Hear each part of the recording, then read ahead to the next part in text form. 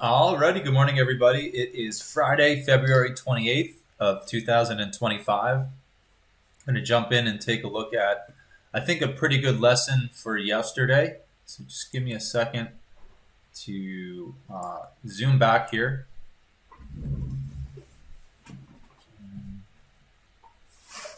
Close this. Alrighty, so if you recall yesterday, in our pre-market, we were talking about the signals kind of conflicting. However, we had a little bit more of an edge on the short side. We talked about not having really strong, clear signals for the bulls from the lows. We did have a couple shorter time frame signals for the bulls, but we had a lot more bearish information that gave me confidence to tell you guys yesterday, and I put it in the news report as well, that I do think I'm going to place my bet on the short side because there was just an overwhelming number of clues for the bears. Now, I do have to kind of mention that yesterday was a very choppy market until they finally broke the morning low, and then we got, as you can see here, a very nice directional market where we basically traded right off the back end of every roadmap level, almost to the tick in many cases, for those short setups at the end of the day. But for the whole morning, and you guys remember, we were kind of live, we were just talking to each other as we were trading, and right at this point, at about 10:30 in the morning Eastern, I told you guys I think I'm going to walk away because the market has been way too back and forth. I did tell you that we had the two conflicting things going on. And so by 10:30, when the market was just kind of, you can see here, sold off out of the open, popped out soon after that, came back, and then it was just kind of like meandering in here. And I told you guys, probably want to just walk away. And I left. And for a while there, for another hour or two, it just back and forth chopped. Now, if you do zoom in and look, there were absolutely perfect rotations off these roadmap levels where you could have got in with very limited risk for these trade setups. But it was, like I said, just kind of back and forth. And I took a very risky trade here that did not work out. And after that, I just said, okay, I'm good. I already made money. I shorted the top end of this move right here, which was beautiful. I tried to get in short down over here and got a little bit of a scalp down into here, but then it came back. And so I just said, you know what, I'm good now. I've made some money. I don't like the conditions in the market, and I'm going to walk away. So again, you can see, and I actually, this is kind of a perennial thing for me. I hesitated here right when the market tested into the '07 level that we have on the chart. I did see the divergence. I did think about shorting. I did not put the trade on. If I did, that was a to the tick hold.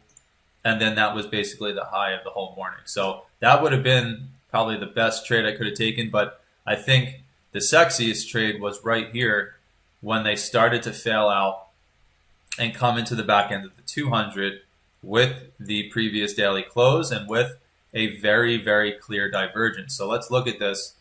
And, it is what it is. I don't know if I was watching the charts or I hesitated or what. But we came right into the previous daily close. It was in alignment with the 200, and there is that peak above by a tick or two with the very clear divergence, basically on every test at that level right there. So, and that was as we were starting to go in the direction of the shorts that we were expecting the market to go in. And so that right there probably would have been the best trade you could have taken yesterday. It was going in the direction of the expected move. We had started to see the bears come into the market, and it was one of those textbook setups. So that probably would have been the best. But let's talk about why I expected the market to actually continue to sell off. And I do want to point out that right out of the open here, I did get short with a double top off of the Hopal with a clear bearish divergence. And I was able to get a scalp off of it. And then on the rest of my position, I closed out because it came back. So I was expecting the market to sell off. I got in at the most aggressive spot.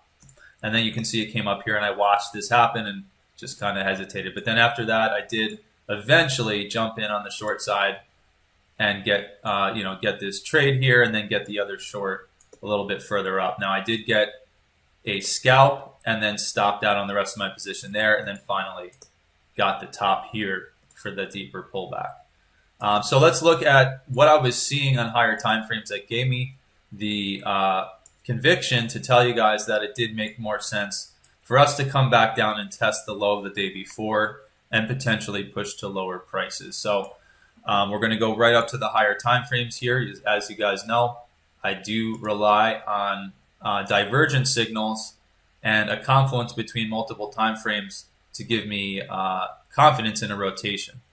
So when we came into the market yesterday, this is what it looked like. We were right up at the top of this move here. We talked about seeing a potential bearish divergence on the hourly from the highs as we were doing our pre-market yesterday, and it had started to pull back coming just before the market opened there. And I told you guys from the low of maybe not the day before, but the day before that, this nice swing, by the way, right off our roadmap level here. If you were trading back on February 25th, buying that roadmap level gave you the low of the day for the big rotation. But we were looking at this and seeing that there weren't a whole lot of strong signals. We had an hourly signal from this major swing low, and we had a 4-hour signal. And let's go back to that swing right from that low. So when we were coming into the market yesterday morning, this is essentially what it looked like. A nice 4-hour bullish signal from the roadmap level, an expected strong support area with an hourly agreement from there. However, on my daily time frame, I did not have any bullish signals from yesterday's low. If we were to go back to the overnight yesterday, we did not have a strong bullish signal to talk about. So I told you guys, if I don't have an alignment of these three time frames, the hourly, 4-hour, and daily, from the low of the day before, I expected they were most likely going to come back down and retest the major low that we were just looking at here, this low here from the day before yesterday.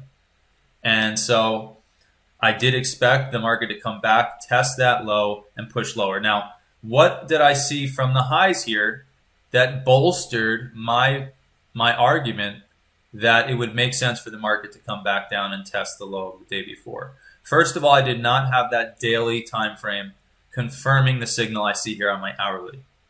All right, so that usually tells me that we're going to come back and test this low, potentially make a slightly lower low or make a double bottom. And maybe when they come back to test that low for the second time, we'll start to get these higher time frames, maybe the daily, starting to show maybe some type of double bottom divergence. And then from there, if I do see that, that gives me faith in a potential rotation back up. So I did not see that from the lows. And then from the highs, obviously, up off the weekly high from the week before, we had a very clear bearish signal on the daily time frame. We had a very clear bearish signal on the weekly time frame up from the high of the week before, which is a potential signal because we haven't closed below there. But as you can see, we are way down there. So more than likely, unless the market just pops out this morning, we're going to have an official bearish signal on the weekly. So I already know my weekly time frame. I already know that my monthly time frame, if we go all the way to the monthly, has that potential bearishness from the all-time high. And then down on my daily, I had the bearish signal up off of, where are we here? Jesus Christ. Up off this high right here. So everything was lining up for the bears. We're now on our 6th day of red, which is pretty extreme. And then if we went down into these kind of intraday time frames, when I came into the open yesterday, this is what I saw from the overnight high. A nice, clear, hourly bearish signal. And then when I dial in, and if you have been following my videos lately, let's look up at what the 30-minute time frame looked like before the market opened yesterday. And I'm trying to put this all together so you guys can see what my eyes were seeing before the market opened here yesterday, just about, the candle that closed around 9 a.m. That right there from the high, agreeing with my hourly bearish signal, also bearish on my 30-minute, okay? Okay, cool. That's now the hourly. We had the daily bearish. We had the weekly bearish. We have the 30-minute agreeing here with our hourly. And then we have the 15-minute here also. If we can go back to yesterday's high, look at what this looked like before the market opened yesterday.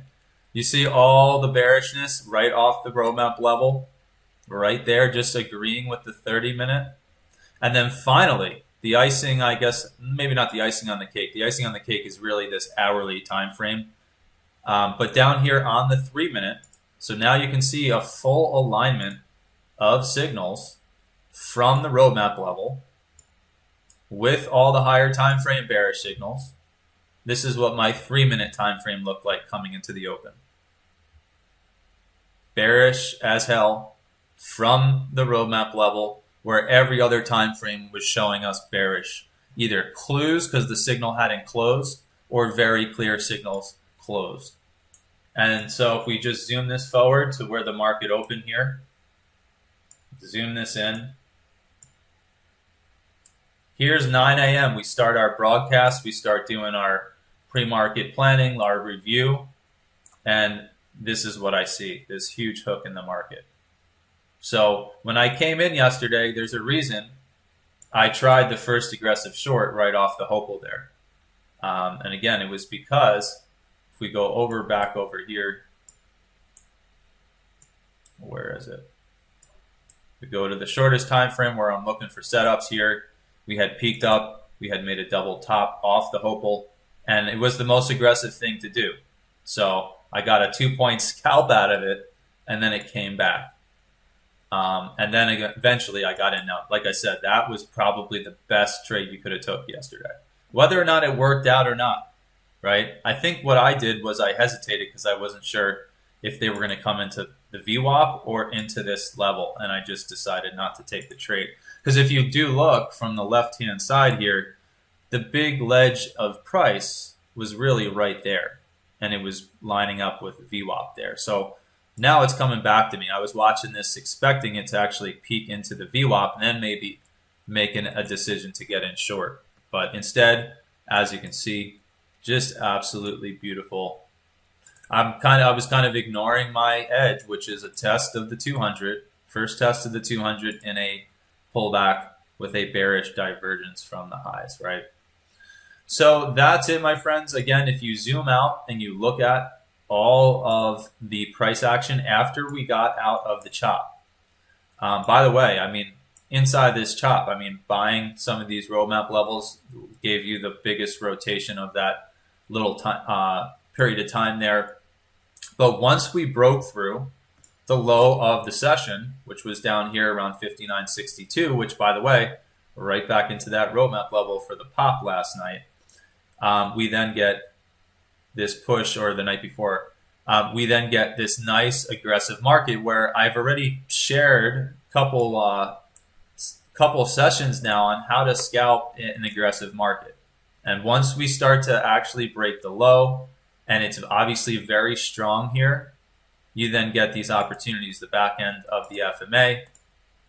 You get the back end of that first major roadmap level where I did get short here. Again, we're coming into the 200 area, the roadmap level. I see the divergence on that second swing high right here, and I put my entry in, right? So again, did I get a whole bunch out of it? No, it came down a couple points. I was able to get a 5-pointer, and then it came all the way back.